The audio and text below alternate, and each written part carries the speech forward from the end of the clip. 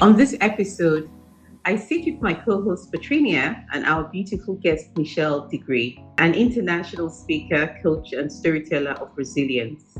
Together, we trace the journey from pressure to purpose, from process to clarity, and from lived pain into something deeply powerful and transformative. This is the conversation about dreams that refuse to shrink, seasons that stretch us, and the quiet becoming that happens when life turns up the heat. Hello, soulmates. You're now listening to Peppers of Stories meant to soothe the souls of women everywhere. Now, if you notice, I have a bald head. Yeah, This I one's love a little different because I had breast cancer and all the things. If you talk to anybody in my area, they will say that Michelle's hair came out during cancer. My hair thinned out during cancer, but it didn't come out. I didn't go bald like some cancer patients because I caught it so early. And you need to advocate for yourself. That's a plug. You know your body, not the doctors. Don't listen to them. Don't listen to the tests, the machines. God will tell you. But here's the thing. My life was so out of control with cancer. My father had gotten sick. We had COVID going on, and I filed for a divorce from my husband. And that following year, I just felt like everything was chaotic. The one thing I can control is hair. And I shaved my hair. And I also shaved it off thinking I'm going to let it grow back. So here we are years later. My hair hasn't grown back. That was a pivotal moment in my life where everything shifted for me, where I own this Michelle. I own who I am. I talk a lot, as you can see. So I'm going to be quiet right now so you can go to the next question. But that was a pivotal moment. I decided to shave my head because that was the only thing I had control over. And what I realized in that moment is that I didn't even really have control over that. It was supposed to happen the way it did. And I still don't have control over anything. What I have control over is trusting that God has given me the right path to go down. So that's Michelle, that's really deep because when I think about that song, I don't remember who sang it. I'm Not My Hair. And I think about the way it Yeah, I am not my hair. I am not my skin. I am the soul that lives within. Yes. Yeah, it's true. It's fantastic because, I mean, the hair we have, I'm looking at my hair. My hair is so much a part of my personal identity, the way I look at myself, the way I feel others look at me. Tell me let's go a little bit deeper, Michelle. Okay. Tell me how that transformation, how did that affect you? What stayed the same? What changed? I like what you say about trusting God because I'm very deep in faith and everything. But tell us a little bit more because it's such a transformative moment in a woman's life. I did not realize that, I think I was wearing wigs and weaves before wigs and weaves were a thing because I was trying. Wigs and weaves, I love it. Wigs and weaves, I love it. It's a whole category. Yeah, the whole thing. I mean, way before anybody else was. I will tell y'all a funny joke. I was wearing a ponytail. I got the ponytail in New York. And I was like, I need to find another one of these little ponytails. Well, of course, the stores in North Carolina didn't have it yet because nobody was doing it. We were on a plane. And my ride or die, Monique, we were getting off the plane and I had been asleep. And the guy tapped me on the shoulder. He said, "Is this yours?" Because the ponytail came off. And Monique died laughing. And I was like, "Why, yes, it is. Thank you." My God. I took it from him, pushed it in my hand, and walked right off the plane. It's hair. It's like my lipstick. You know, people, It's a mystery. will tell you, I will take a wig off. I used to take a wig off in a moment. It's an accessory. I don't really care. But here's the thing. When I shaved my head, I was like, I look like a skull. I don't know how to, if I'm taking a picture, how do I turn? I look the same. I didn't realize when you have hair, you can flip it to this side on the picture or exactly, but I have nothing to flip. And so one of my friends was like, "It's the earrings, baby. It's the earrings." Yeah. Like, I never wear little balls, little ears. I usually have big earrings on because that's my air hair is what I call it. It's my air hair. So for me, I realized at that moment, I was hiding behind hair. Even if it's in a ponytail, even if it's braided down, we hide behind the hair. I can't hide behind the hair. There's nothing there. So you're going to see all of me. What does that really mean is I have to bring all of me wherever I am. My facial expressions, my energy. If my energy is off, you see it. You see it because you see this. You see my face. Now, people say, well, when you have hair, they see your face. No, the hair is a distraction. People will notice the hair before they even see your face. My eyes. Last year, my right eye, the enemy is good at his job. I've always loved my eyes. I loved my eyes when I had hair. I wanted somebody to draw pictures of my eyes.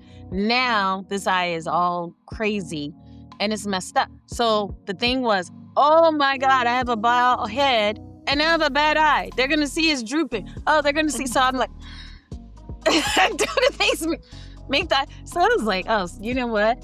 Yeah, my eye has some issues going on right now. So I'm revealed. I am revealed. You see all of me. So I own all of me now.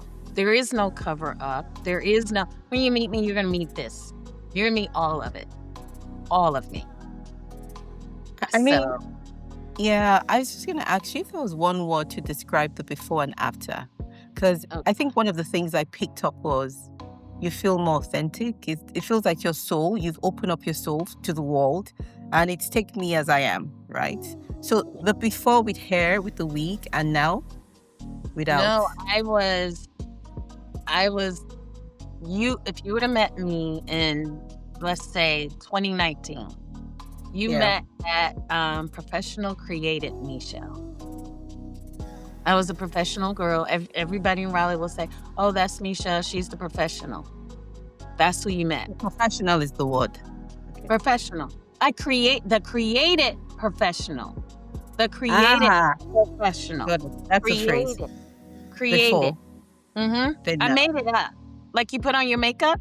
I put on, let me put on this professional girl. Let me put on this. There's a persona. There's a persona that you created. Okay. So let's go to now. What's the phrase or what's the word? This is who I am. I'm consistent with it.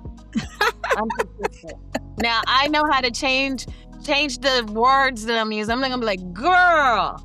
I'm like, yes, I can do that for work. But this is it. You're gonna be consistent. If you ask them at work, they'll say she's a straight shooter. I'm a straight shooter in my personal life and in my career life.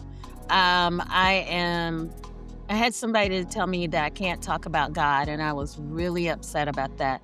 And my mentor said, you don't have to say the word God. They're going to know when they hear you talk. And I said, you are so right.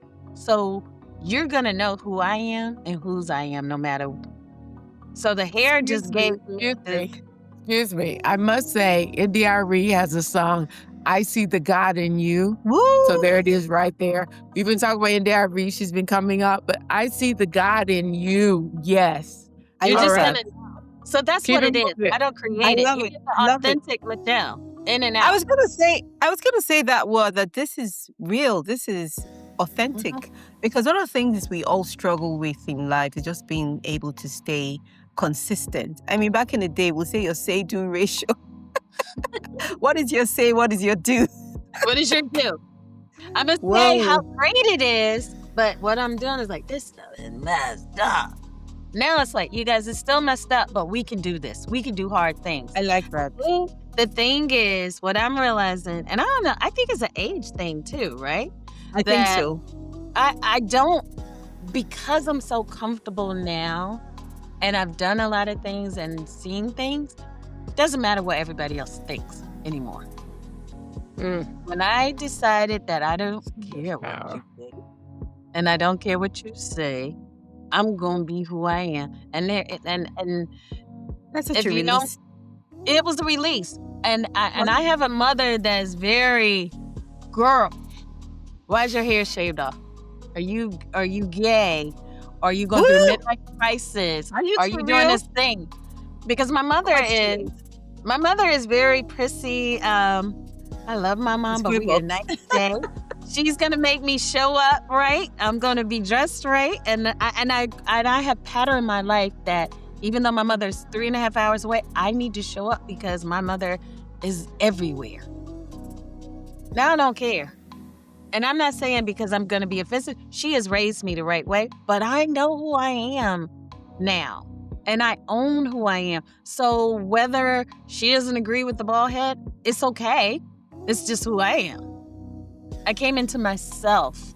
I came into my own. And to be very transparent on this, the pepper, because I've never said this to anybody, going through divorce, you have to know who you are. And I definitely stood up and became the woman that I was supposed to be, because I really feel like I have been a little girl way too long.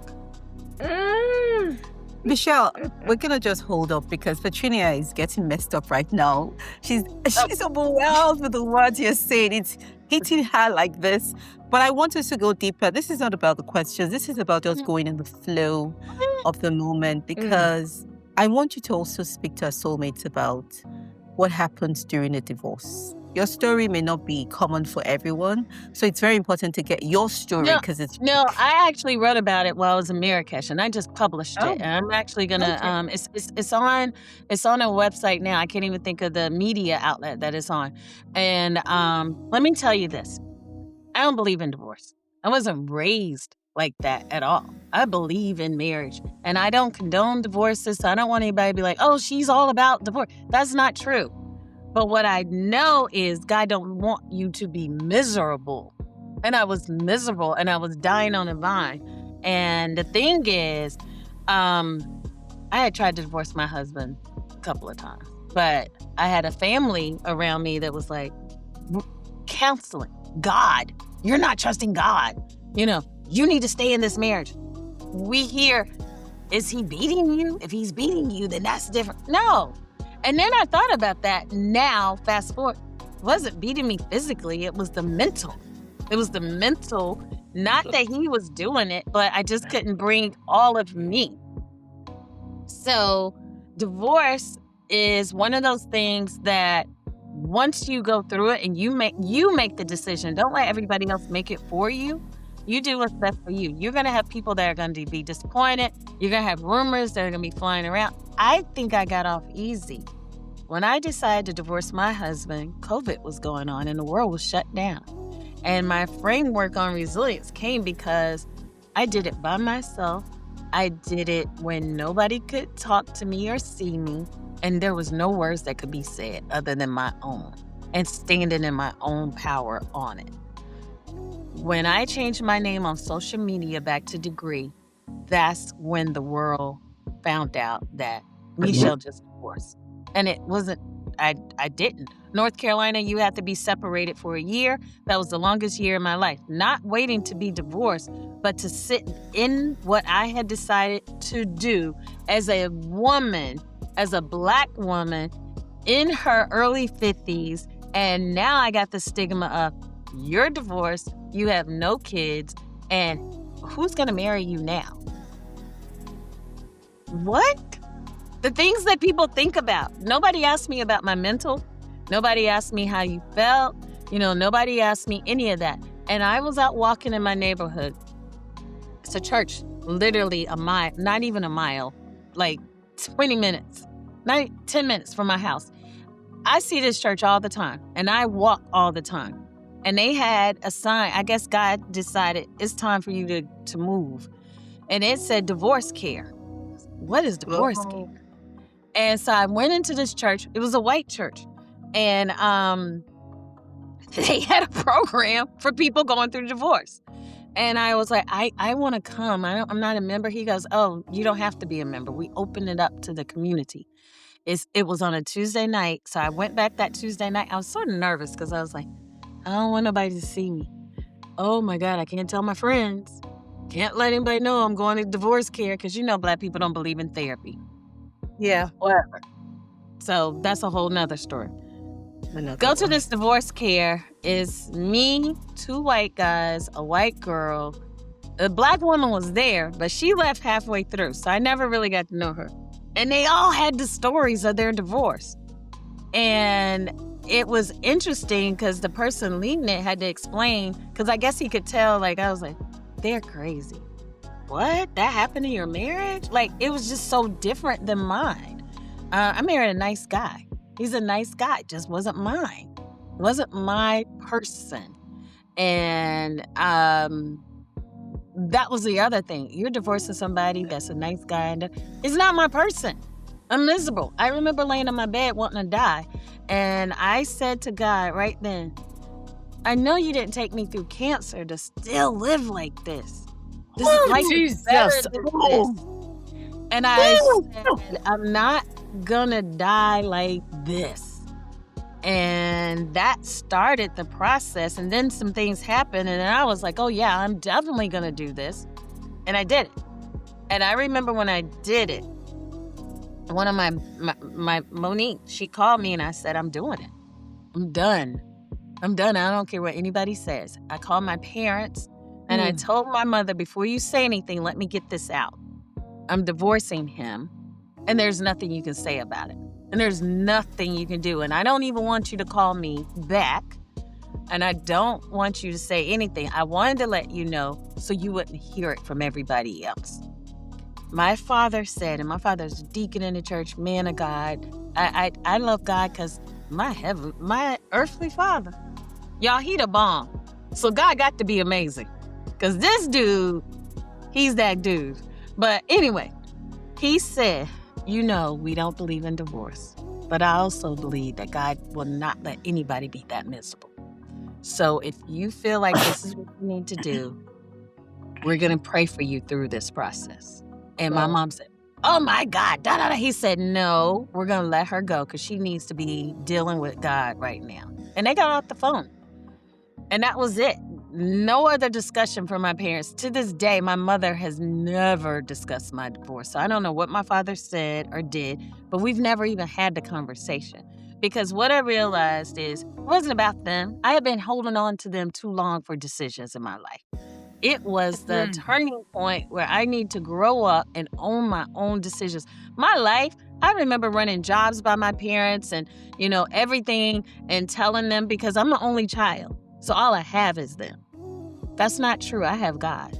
My parents are gonna, God forbid, I might die before them. But if they did die today, I'm gonna be okay because I got Jesus.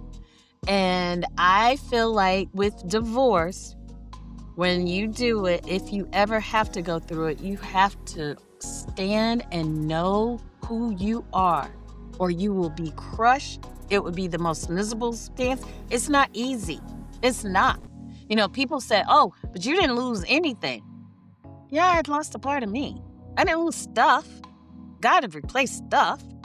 But the mental part of it was so hard. And they're like, but you made the decision. I did, but I didn't know how it really felt. Did I love my husband? Sure I did. I loved him enough to marry him. So when you break that and you realize you have to own this person that you have. And I feel like for me, that was the most hardest thing I've ever done. So if anybody is thinking about divorce, you need to really think through this and understand what you are really doing. And life doesn't end at divorce. My life actually changed because why? I was in alignment with what I was supposed to be. I decided to get married. I picked the person I was going to marry. I chose. I, not God. Well, in this season, I'm having to listen and let God guide me, which is so hard because I'm a control freak. Yeah, so I think it's an opportunity to release control. Yeah. And kind of let that ambiguity that we talked about earlier, let it just show up. Because there's a point, I people have heard me say several times, for me, at the limit of my intellect, I discovered and appreciated intuition. When I could not figure it all out on my own, that's when God just said, you know what? Let me take the wheel. Let me take the wheel. And I had to move into that space of managing ambiguity, but walking in faith. The I sword. so agree with that. Yeah. I so agree with that. And I also say that it was a setup when I think about it as well, because as you stated earlier, I'm a coach. In order to be the coach, you have to listen, right?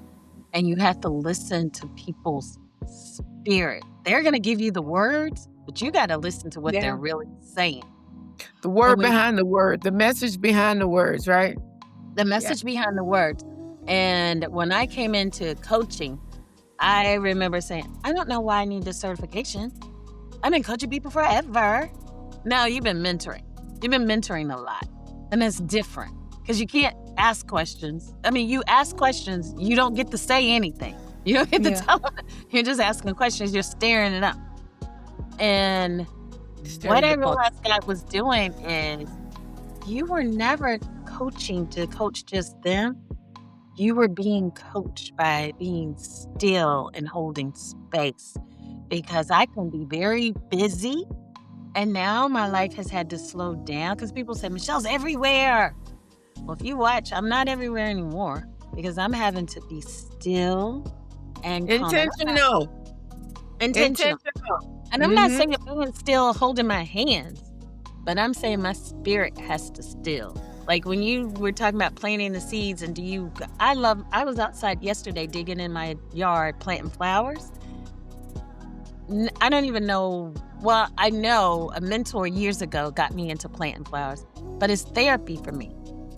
It's stillness for me, where my mind's not creating and thinking and I'm going to say and this. It is in the dirt, and I'm grounding, and God is downloading, and I don't even know He's downloading. But when I leave from outside, I'm like, oh, that's what you wanted to do.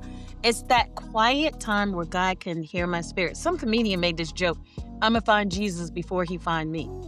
And I was like, God, that's so awful. That's awful to say. But it's true, because when my spirit is still and He says, then you know you were foul for doing that.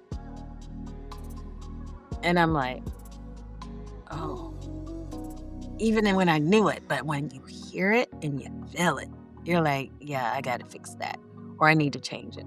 Or I come back and say, wow, that's amazing. I never thought about something that way. So I think that it's in the still times of your spirit.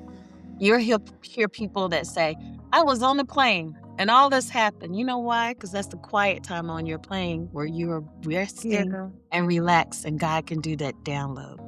Or in the shower. Or at the beach. Or in the shower. It's during those times. But I have to be intentional now and pull and shrink back. Ministers say it. Oh, he's preparing for a sermon, so he shrinks away. Why are we not shrinking away?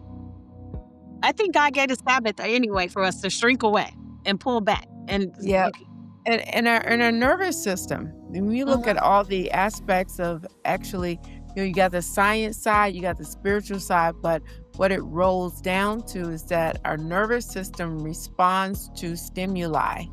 Yeah. And we get to influence the response versus reaction by being able to determine when our thinking is being really driven by circumstances and what other options are available to us, and then getting into emotions. And in our last episode, we talked quite a bit about that self-coaching model. So I'll just step away from that and say, hey, I see on social media you're doing amazing things with your resilience playbook.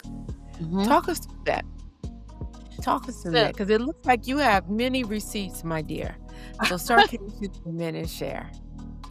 Yeah, so just like we're talking about the downtime, when I was on the continent, for some reason this word resilience kept coming up. Resilience in my spirit.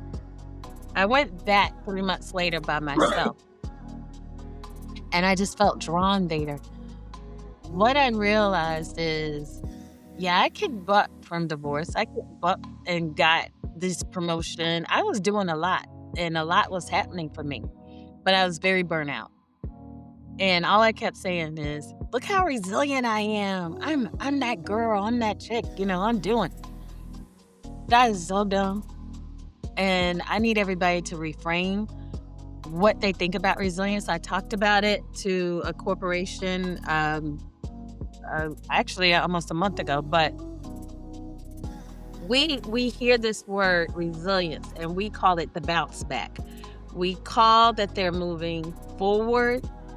We talk about the fact that we can keep moving. And what's really happening is we never really cultivated what resilience means. And what I mean by that is, yeah, resilience is bouncing back after you've gone through something chaotic or something that was just traumatic for you. But in order to do it, you got to have the system behind it. And what I realized when I was sitting in the Gambia, actually, and looking at all the people, they were happy. They were so happy. They love life. They made me want to just love life more. And they have less. And I realized at that moment, because they know what resilience means. They know how to take the time and relax. They know how to slow down and reconnect with themselves and with community. They knew what their purpose was. So hence, I created a framework called the Resilience Compass, where you need to know your purpose and then your passion. And then you got to have people, and then you got to practice it daily. I work at a company where we talk about systems all the time. Resilience is a system, and we know how to build systems. So why aren't we building resilience? We also had to talk about the fact of, I looked back over my life, I did 2020 wrong. I did it in silence. I did it by myself because we're on this thing. I don't want everybody to know. How ignorant is that? Because society has told us that you can't share menopause. Girl, menopause is a real thing and nobody's talking about it. Well, I'm telling all my little young cousins, look, you better take care of your bodies now, because when you get to my age, it's real. The fog brain is real. The night sweats are real. I'm glad I'm bald right now because that little whole summer of my own is a lot. So we don't talk about those things. So I'm telling people about resilience. Yes, it's the bounce back. Yes, it's all those things. But utilize this system. Identify what your purpose is. Why are you here? We talked earlier about me traveling. I don't travel as much. I stopped it in 2015. You know what I asked God one day? Why'd you let me travel and touch all those states in the U.S. and then you let me see all the countries and now I don't get to go as much? It was never for me. It was for me to let everybody else know you can do it too. You can go out of the country. You can go see these places. You can see the things. You don't have to look at it through me. I love the love. But that's what it was for. And so that's the purpose, the passion. If you can't hear it, I love sharing with people. I wanted, when you asked me about divorce, I'm broken. I'm not broken. I don't have the D on my head because I did worry about that. I'm going to have this D. They're going to look at me and say she's divorced. I am not divorced. I went through a divorce. The same way through a career. I went through the mountains. It's something that I went through. But it did not break me. And I think that's the other thing about this compass. Because I know my purpose and the passion that I have to share and tell, because my mama say, you tell way too much. Well, you know what? I'm hoping it helps somebody. What is it going to do? Hurt my feelings. Okay, they know my business. But then the next one was the people. You heard me, Katrina, say, my tribe is my vibe. My tribe is my vibe. Have the right people around you. I have people that, girl, they stretch me and they grow me and I am not ready because they will be like, oh, I think you can do better than that. Oh, try again, and they stretch me and they make me dream even bigger. I have people that, they'll say, girl, come here, you need a hug. I know that was a lot. And they love on me. And I appreciate that love. They support me. They're there. And then I have those inner circle girls that'll be like, Michelle, as one of my girls, I'm going to thump you on your nose right now. Because that's not what you were supposed to go do. And then I had those girls that be like, we need to pray right now. because you're doing some real craziness and you know that's not what God told you. And I'm over here saying, yes, he did. Yes, he did. Okay, no, he did. I did it. I did it. And what you gonna do? Punish me? I'm grown. They over there praying for me and it pulls me back in. But I also have people that suck the energy out of me and I have to release and let go. So the tribe is your vibe. My Oprah, my Gail, whoever, what is that person? So those are the people. And then I have to keep practicing that circle religiously. That's the resilience you see. That's the bounce back. That's the reignitement that I spoke to those ladies about. Reigniting the flame. When was the last time you've been happy? Nobody can remember that. Why? We do. Women do. We do. And we exhausted doing it. Because we're not doing it with people. Because we're like, girl, I don't want to tell her that. I don't want to be on your podcast, Katrina. Because I'm going to create my own podcast, girl. It's going to be big. Stupid. Your group is going to serve this group of people. Theirs is going to serve this group of people. So I just don't believe in competition. I am my own competition. It's called co-opetition. That's the concept I want to put out there. Is as we cooperate and we compete in a positive way to say, hey, standard. Come on, girl. Lift it up. And guess who wins? Our communities win. The community wins. We show up in our best standard because that competition makes us all rise. And when we cooperate, we bring together the best of each of us. Co-opetition is the way to go. Co-opetition, because nobody can be Michelle girl but me. I'm the only one God created. He created this little black bald-headed woman, because I don't say girl no more. I'm a grown woman. I'm grown woman.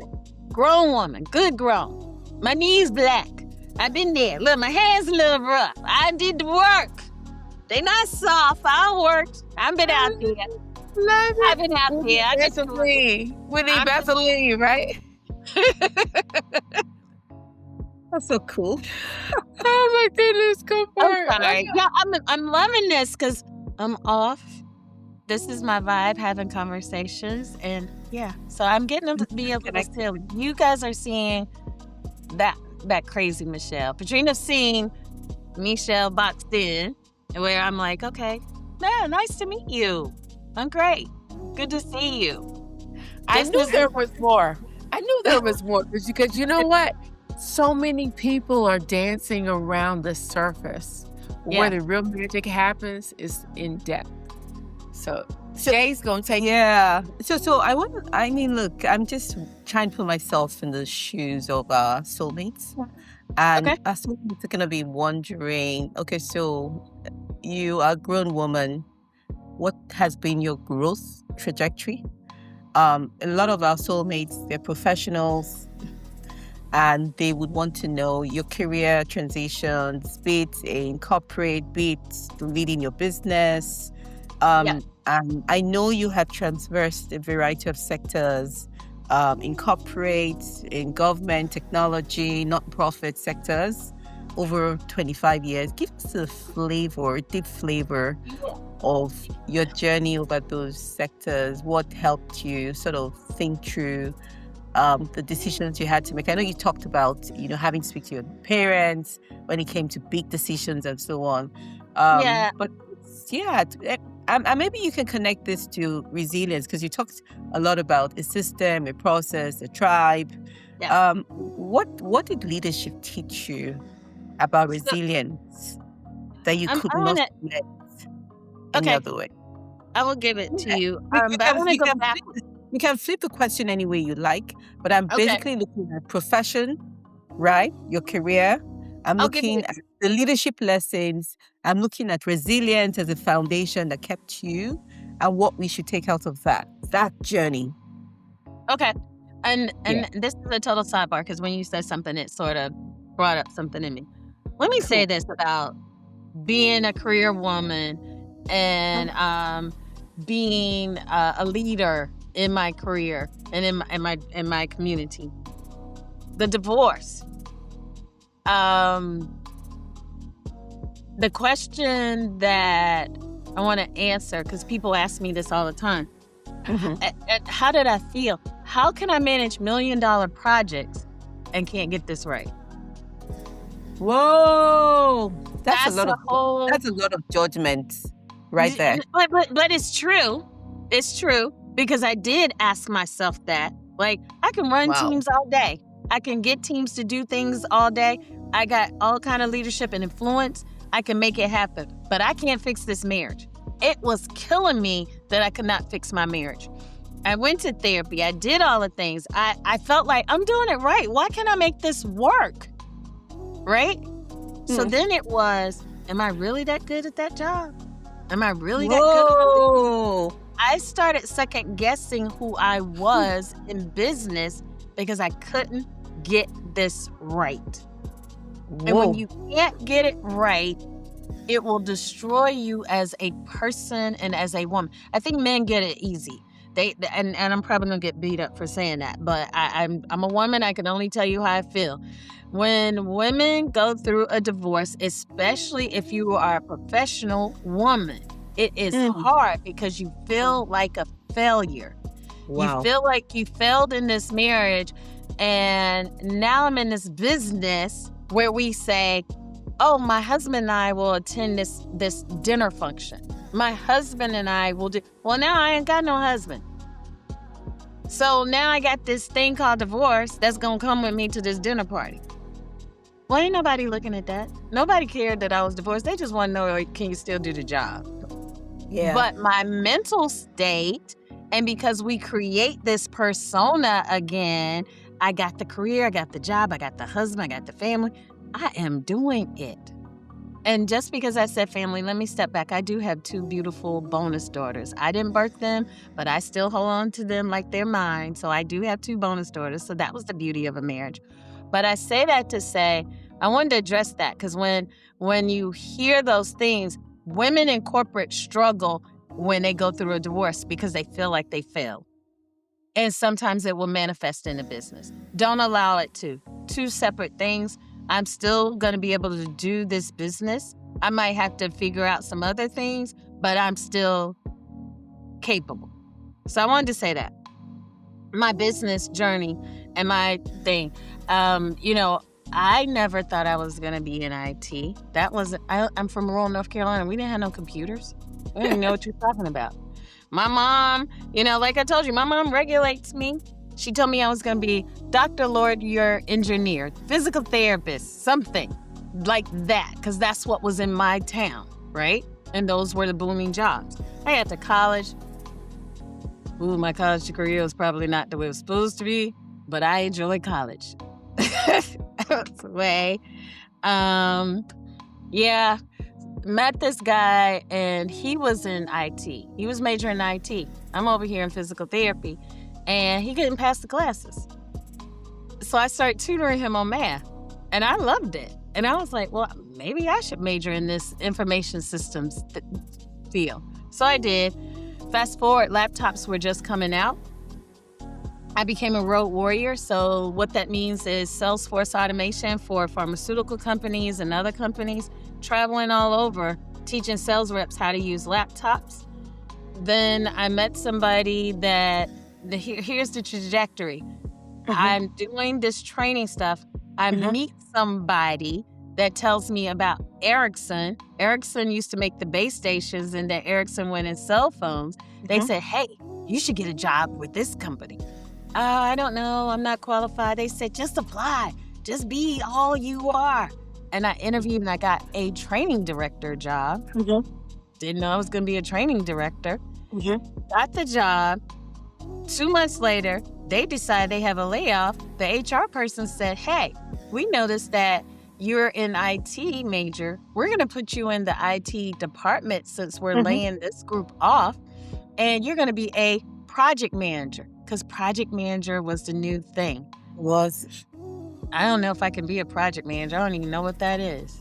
I go over to project management for Ericsson. Ericsson merges with Sony Ericsson. I am learning and willing and dealing. They say, oh, you should be a service manager. So again, somebody moves me and I'm now a service manager. Now I'm leading a team. The things that happened were because people around me got to know me and they were pushing and driving.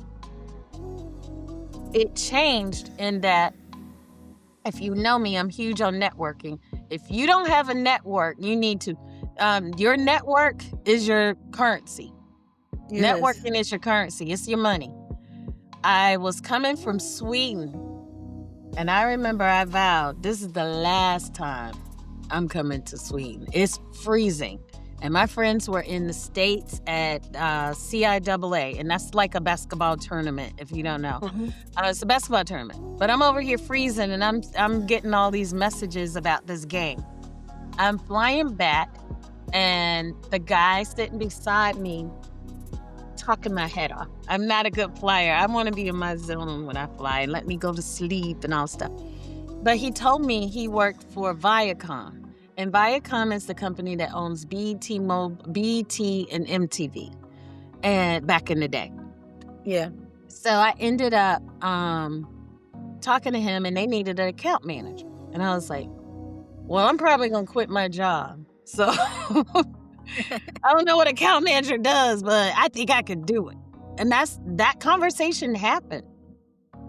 He got my card.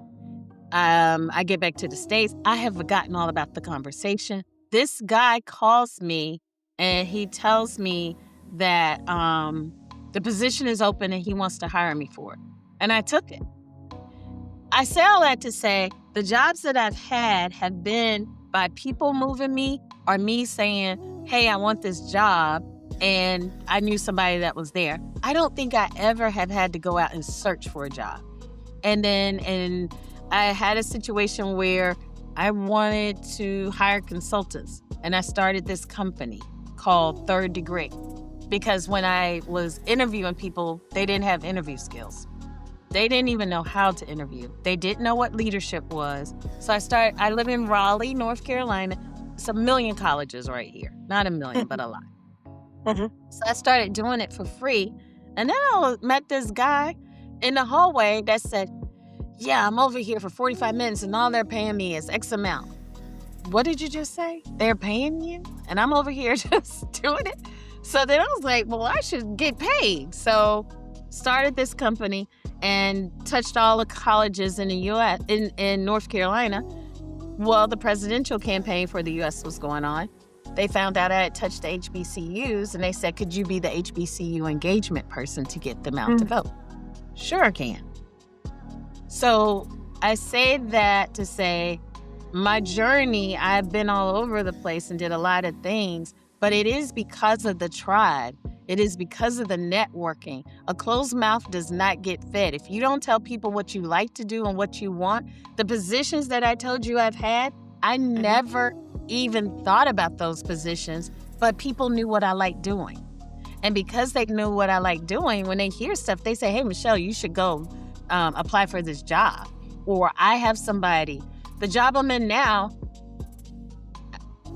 somebody reached out. I met somebody. I said, girl, my company laid off and I'm at the fair. And she was like, you got laid off today? I said, just a few minutes ago. And I wanted to come to the fair and get me some good food. So a fair is a carnival, in case you didn't know. It's like a carnival. Yeah. And she said, girl, what's your email address? And I told her, she said, email me your resume. It's going to have to be later because I'm going to stay out here for a while. That's how silly I was. I emailed her that night. I had an interview 2 days later. Oh. So I feel like, again, exposure. You need to meet people. You need to let them know what you enjoy doing. People love helping people. No matter how foolish we are, how crazy we are, people will help you and people will guide you and direct you. So, Jay, I don't know if I answered your question. Did I answer it?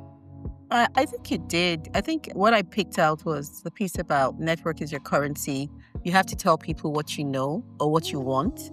The thing about an empty or closed mouth doesn't get fed. Nope. And exposure being very important, and people are nice enough to want to help. But But the thing that was very striking was how you started this conversation off. Because now I reflect, I have a number of friends who've been divorced, separated.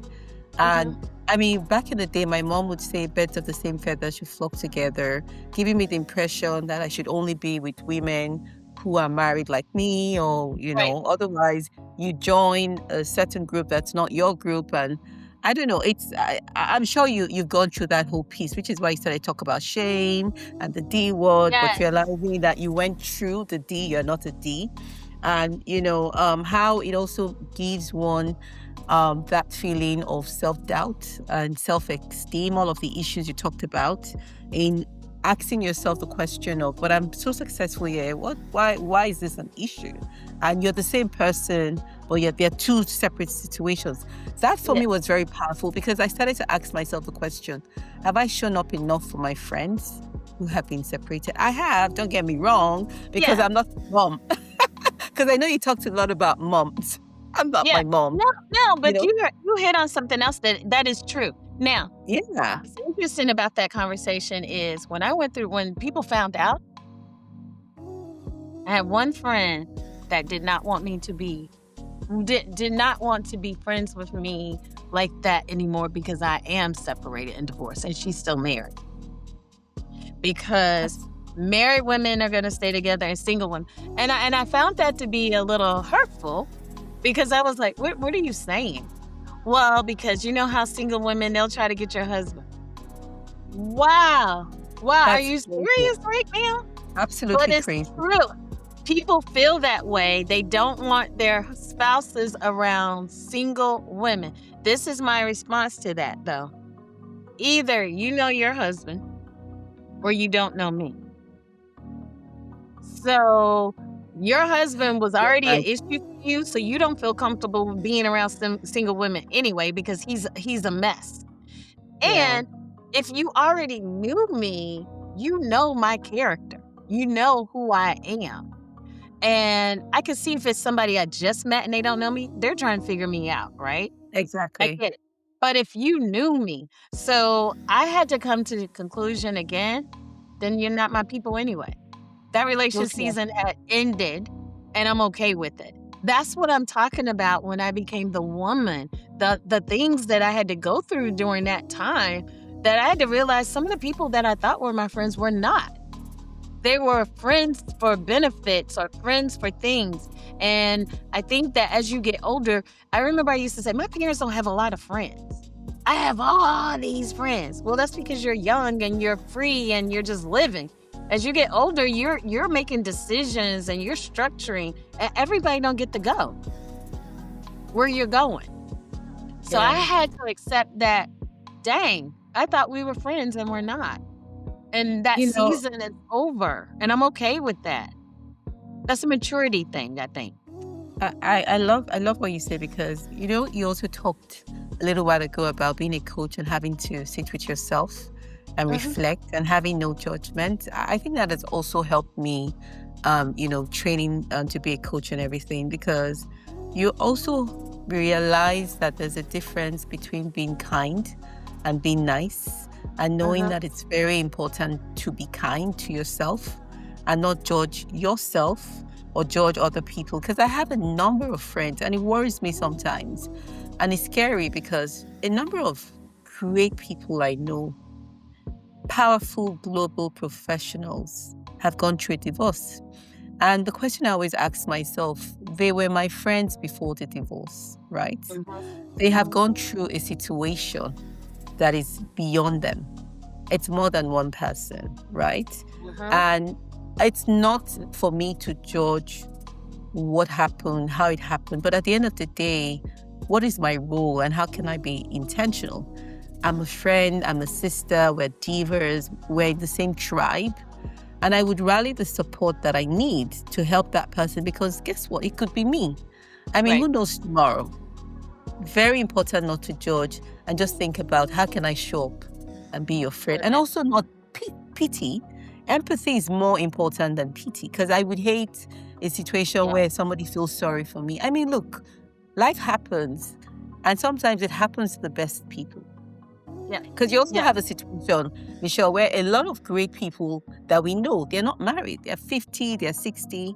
So at the end of the day, it's really about taking the lessons or taking the blessings while you can. And just, like Patrina says, you just keep it moving. You just keep it moving. And I think divorce has a stigma like AIDS used to. When AIDS first came out, it was like, they got AIDS. Oh my God, stay away from them. They got AIDS. I think that AIDS is more accepting. I mean, it is what it is like cancer. So everybody, whatever. But divorce, for some reason, has a stigma. I think for us for African Americans, it's also a religious thing, right? Dig deeper into that, because it is. It's a stigma Really? because you get married, you make a vow. You made a vow in the church in front of all these people, and you said that you're going to honor it until death do us part. Well, nobody died, and you're departing, so you broke the vow that God had. But here's my response to that as well. God didn't put us together, so I had already messed up. And the word says, "Let what God has put together, let no man tear apart." Well, God didn't put it together. He didn't put this together. If it was, He could work it out. I can pray all I want. God wasn't going to fix my marriage because He never intended for me to be in it. I believe that with my whole heart. And I feel like it's a stigma that we have, and we're like, oh, well, she's divorced. Oh, well, I hope she marries better next time. What? I hope she marries better. Well, why is she dating? That's judgment. Oh, of course it is. But, people are going to say what they say. And that's why I told you, it is one of those things that you're either going to be strong and handle it or you're not. And I feel like that divorce care class opened my eyes. I mean, I was just like, what? Thinking about some of the things that we worked through in the class, like, was I angry? Yeah. Was I hurt? Yeah. Did I feel like I had a death? Yeah. All the range of emotions going up and down. But having a support system that understood what was going on, right? And that was helpful for me. No judgment. They didn't know me from Adam at that church. They didn't know me. They just know this is somebody that's in our divorce care group. I've had a cousin since then that's gotten divorced and was struggling, and she joined a divorce care group in her city. And she said it was the most amazing thing. She has her church bought that divorce care into their church. Because I'm sorry, we're in a situation right now in the States where people are getting divorced. Lots. I was going to ask you, Michelle. Mm-hmm. No, go on. Finish. No, finish. I said so therefore we need to put a system, again, I'm a system girl. We need to put a system in place to support them. We support drug addicts. We support people with disabilities. Yeah. This is something else that we have to fund and help. So I'm very curious, and maybe this will be the last question on divorce because there's other questions I want to ask you. So you talked about you and other men in the divorce care, and I completely agree with you that there has to be some kind of support group. What did you learn from that experience with regard to the male perspective? Tell me a little bit about what men go through, because a lot of women don't know. What we automatically do is like, he's silly, he messed up. One guy was devastated. Like, he wanted to kill his wife. Yes, he didn't kill her. He wanted to. She cheated on him. And I guess men are men. Nobody's strong. Yeah.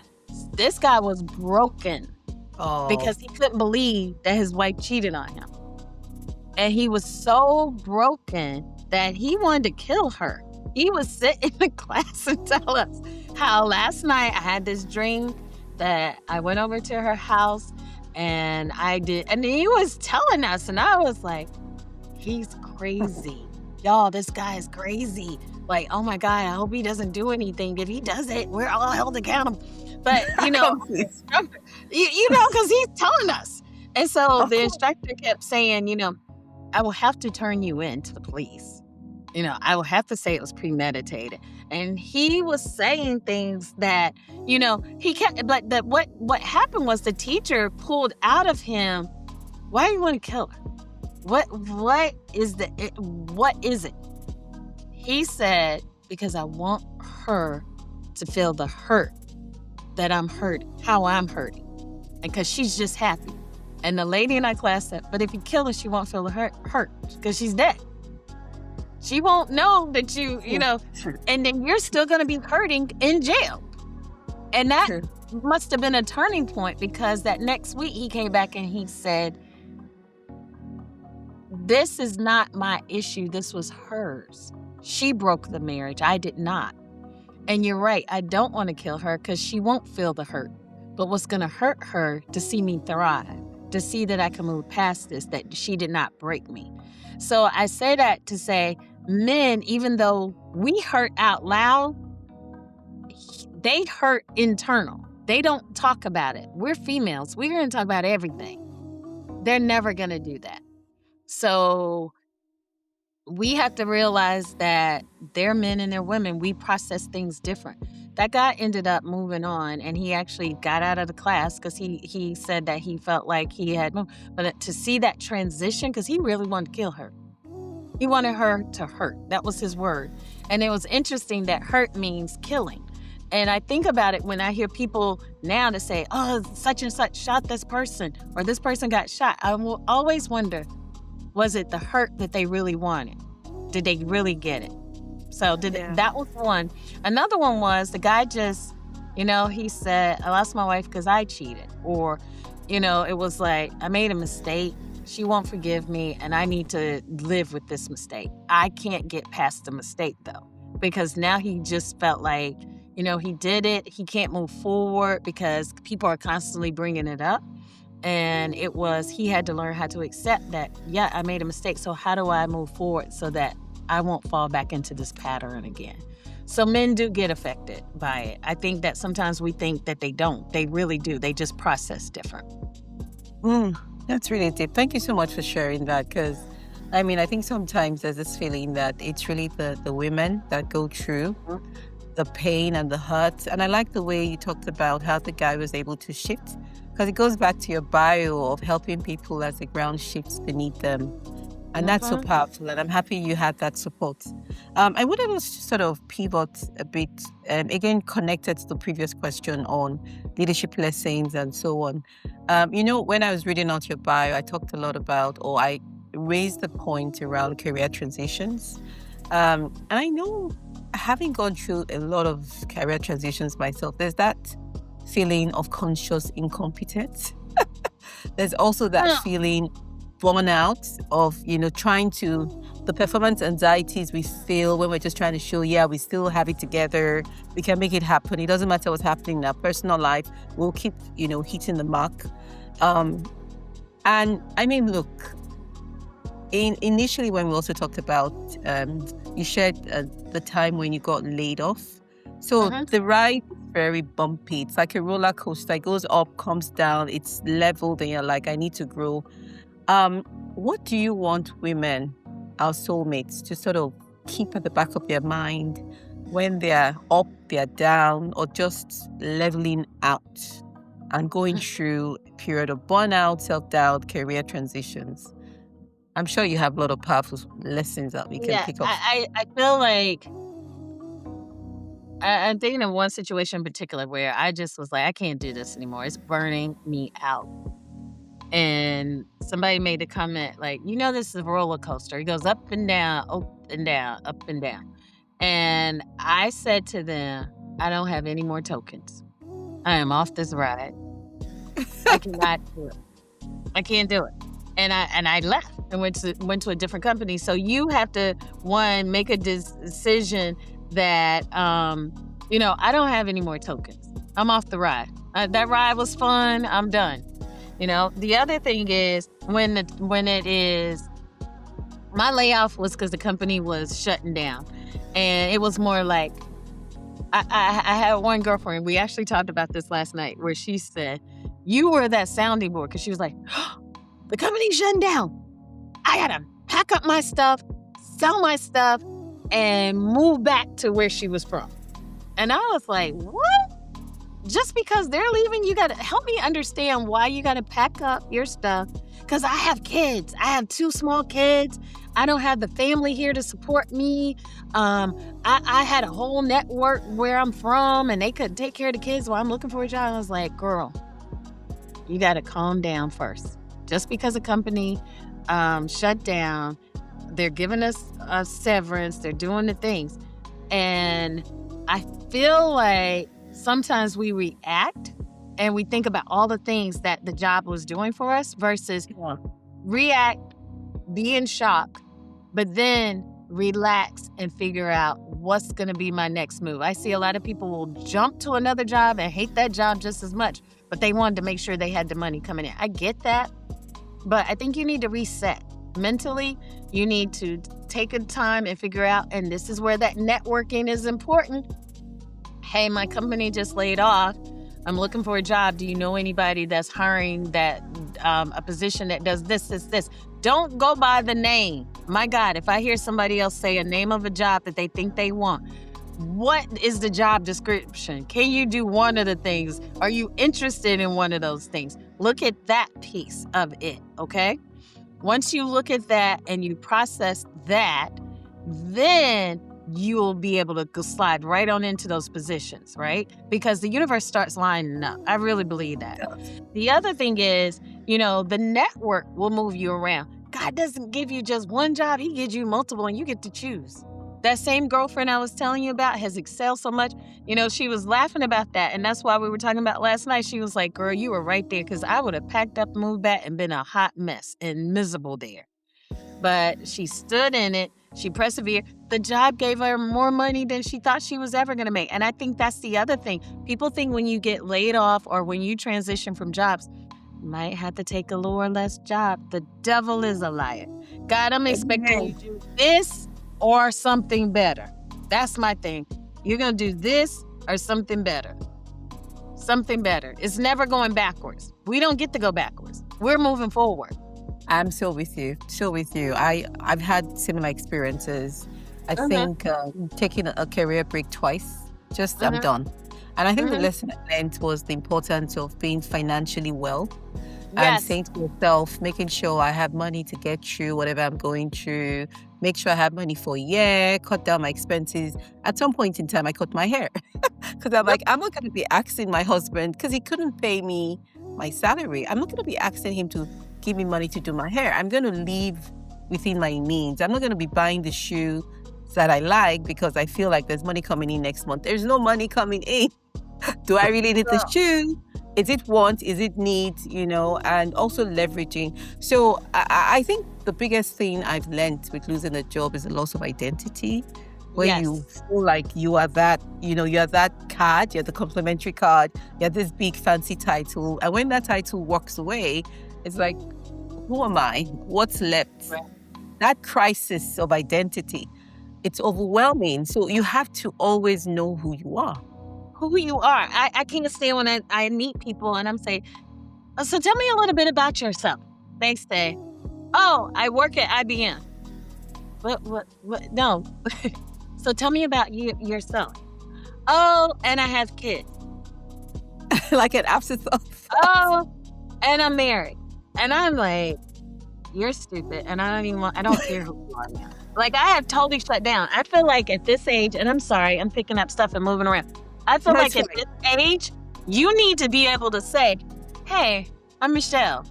And, I love digging in dirt. I have 2 fur babies running around, Zuri and Gotti, who are outside probably tearing my yard down. I have 2 bonus babies. I'm a woman of faith. I'm a coach. Now I'm going back into the title, you see. But I love to have a good time. I love entertaining. I am all about my family.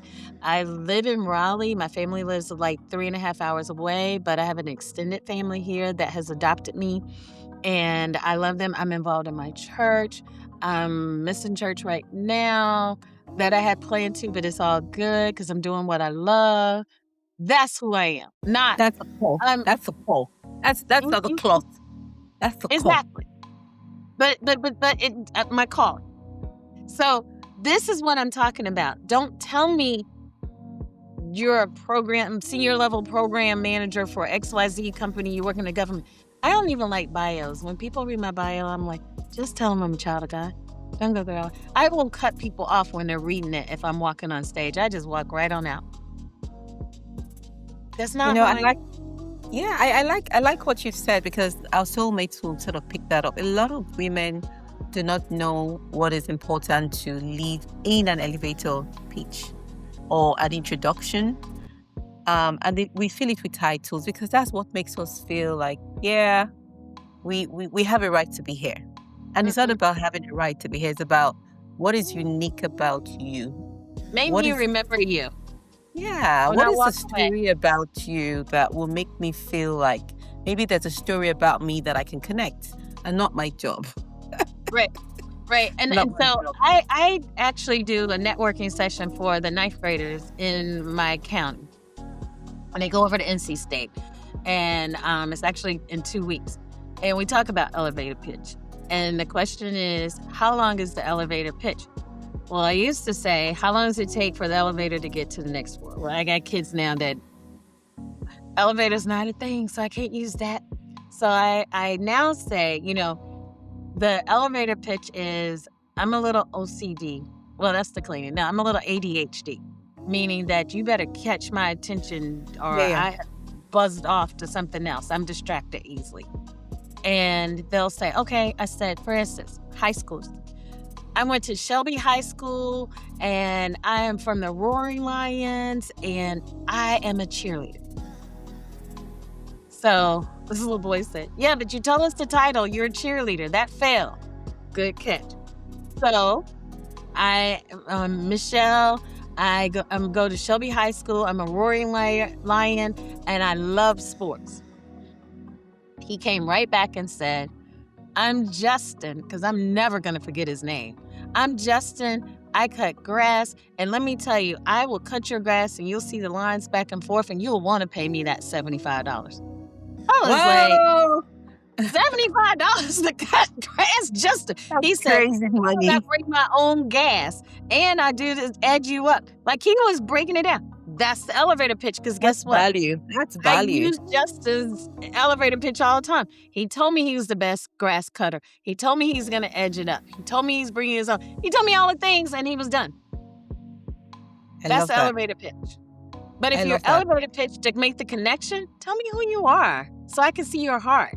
So I'll know when you walk away that you're Jay. You're Jay from Nigeria. You're Jay from Nigeria. Oh, I think she said she worked in HR, but girl, you got to meet her. You see the difference? I love it.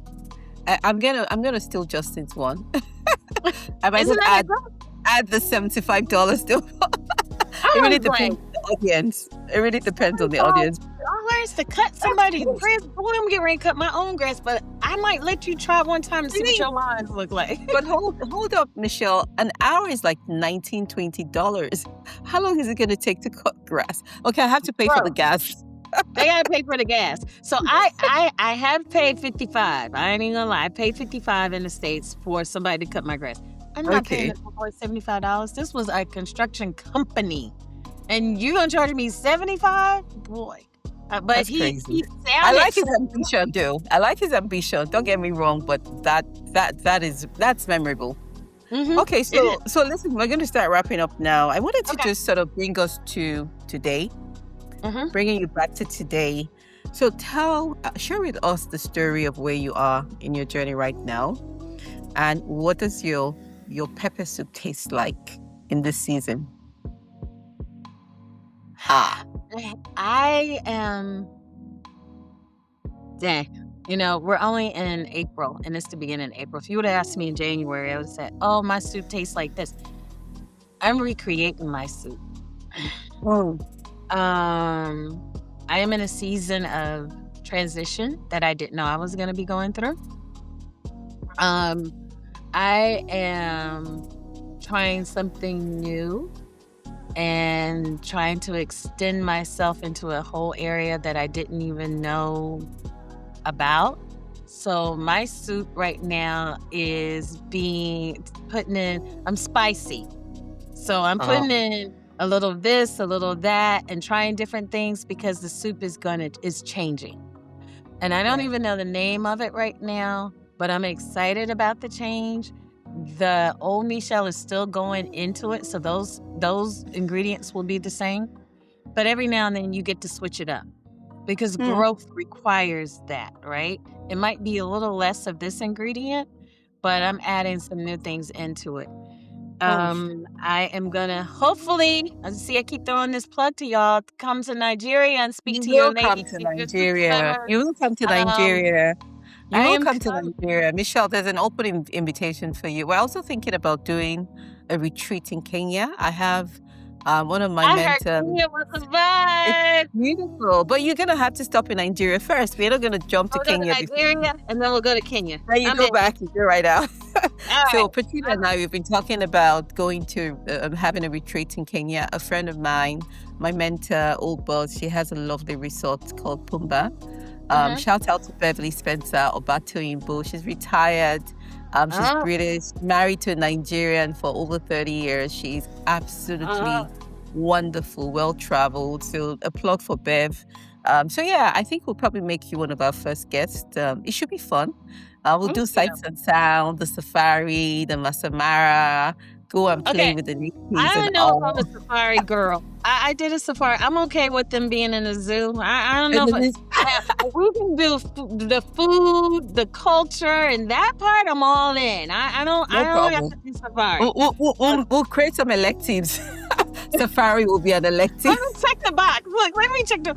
No, that'd be cool. But yeah, so that's where I am right now. I'm trying to figure out this next move. I know that I'm focused on women. I'm focused on building women. I'm seeing this shift. Maybe because in the States right now, DEI is a thing that's going away. And it's gone away. They're just not saying it's gone away. But women, we gotta get it together. We cannot keep this thing. I'm gonna steal Patrina's word of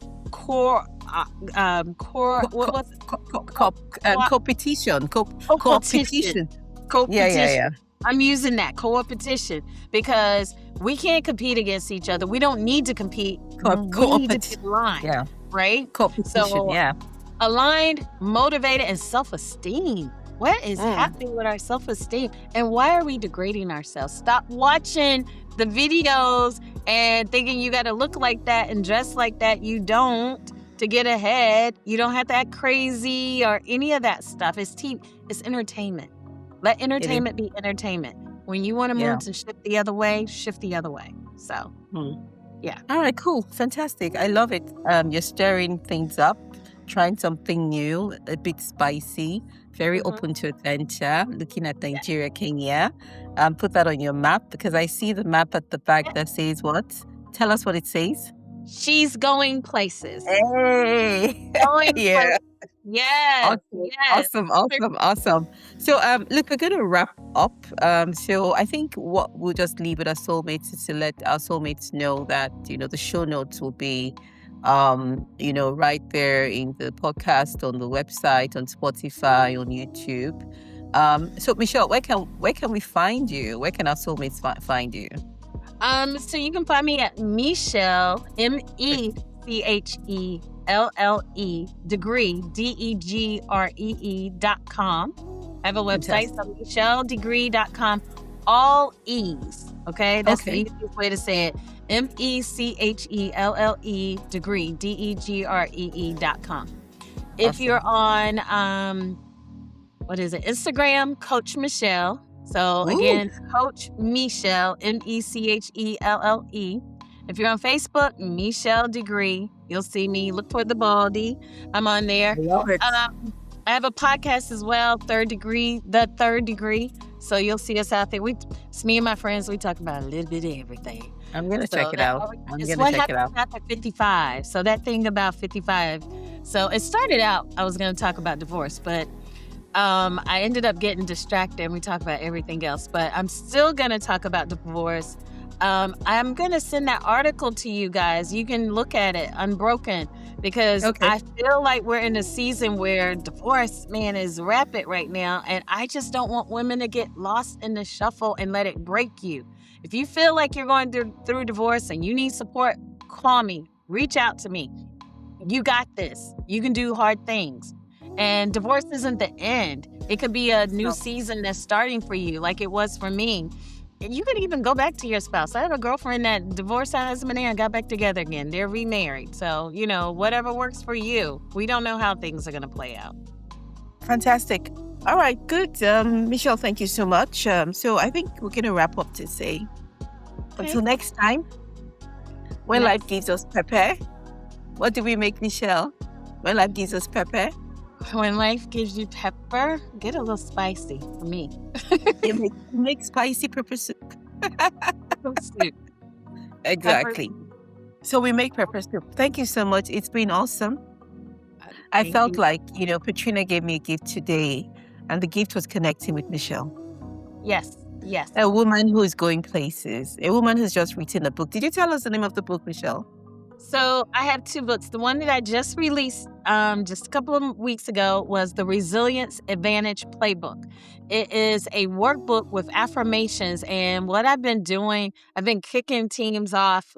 We have an internal team for the company that I work for, where it's 8 weeks of affirmations, but each week starts something new. So every Monday I get on with them. It was supposed to be I come on and I coach and talk about this week and how we're going to level up this week and what we're going to be looking for. We are in week 3. I get to come on and say, hi. And they're all taking it over because they're all engaged and they're talking about how they're going to do this week. So I'm loving that. And then they're getting empowered. They're showing up in their meetings at work differently. They're taking over things. So I'm loving that. So I just posted on social media Palm Sunday about, hey, get the book. I'm going to do one for free for everybody that has the book. My girlfriend just informed me you can't do it because it's a holiday. You need to push it out another week. So I'm pushing it out. I'm going to do some plug on social media and tell everybody, get the book. You can do it. So Michelle Degree, I'm definitely going to connect online. Michelle Degree Soulmate, she's on a mission to help people find their footing when the ground won't stop shifting. Thank you so much. You have been a blessing. Thank you. Take care. Ciao. Bye. Thank you.